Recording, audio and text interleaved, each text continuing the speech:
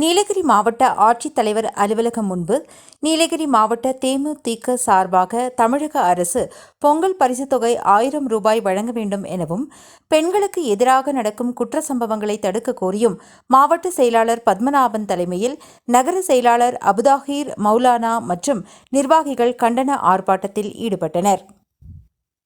ராகம் TV YouTube பக்கத்தை subscribe செய்யுங்கள். தமிழகம் முழுவதும் ஆர்ப்பாட்டம். உங்கள் பரிசு தொகுப்போடு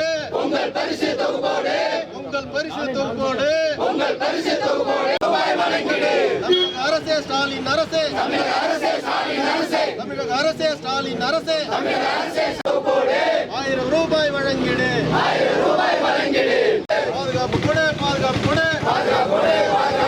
பெண்களுக்கான பாதுகாப்பு, மாணவிகளுக்கான பாதுகாப்பு கொடு. நிலை நிறுத்திடு. ராகம் டிவி யூடியூப் பக்கத்தை சப்ஸ்கிரைப் செய்யுங்கள்.